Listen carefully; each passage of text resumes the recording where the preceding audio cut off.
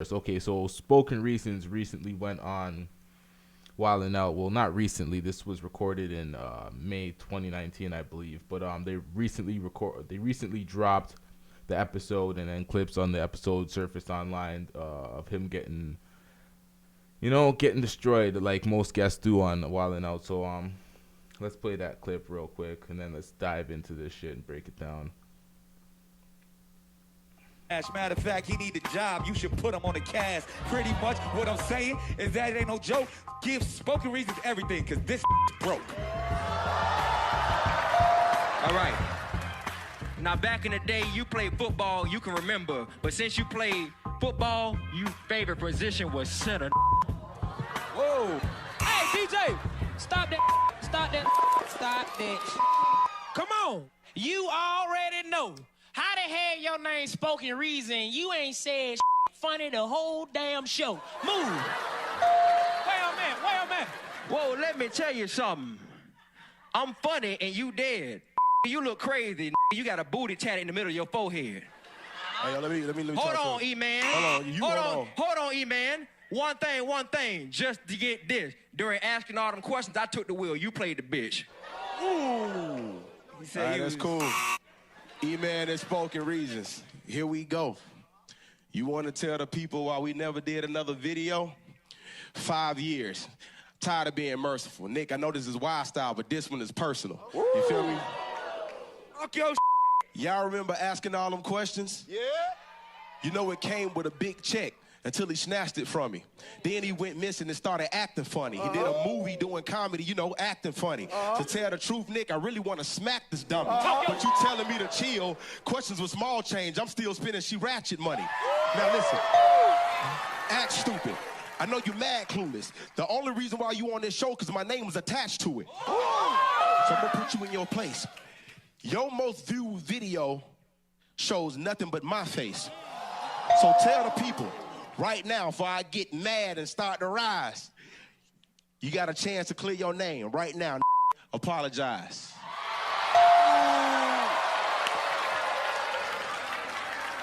Now, E-Man, there's a lot of hostility in the room. That's a fact. We could start a fight.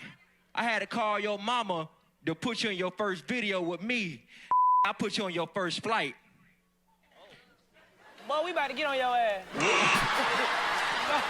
Boy, we about to get on your ass.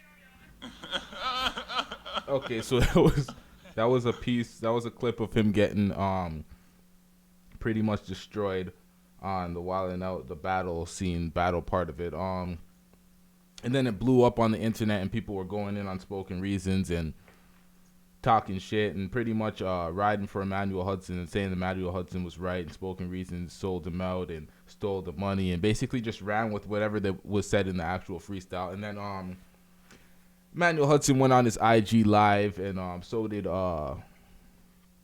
DC Young Fly, and then they spoke their side, and then Spoken Reasons got on IG live and tried to add Emmanuel Hudson to his IG live so they can speak about it, but he didn't, accept. And then Spoken Reasons went on his little rant on IG live, going in on Emmanuel Hudson, speaking his side. But if you're looking for an objective truth of what actually happened during their little squabble and the breakdown and the money that they're trying to say, or Emmanuel Hudson's trying to say Spoken Reasons robbed from him,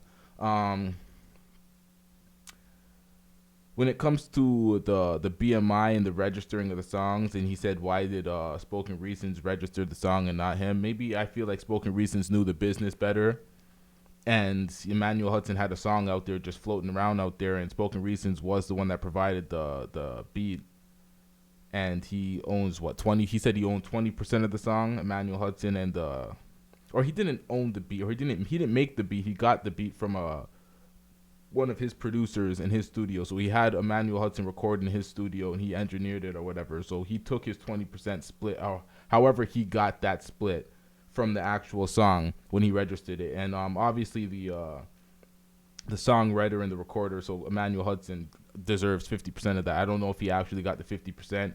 If that's his squabble and that's what his major issue is for the actual song revenue, that could be his issue. But when it comes to the YouTube money, and the YouTube shit that he claimed, like they fully collaborated on a YouTube. When you get together with a YouTuber and you're doing something for their channel, like that's the funny thing too. It was on both of their channels. Spoken Reasons has 66 million views on his.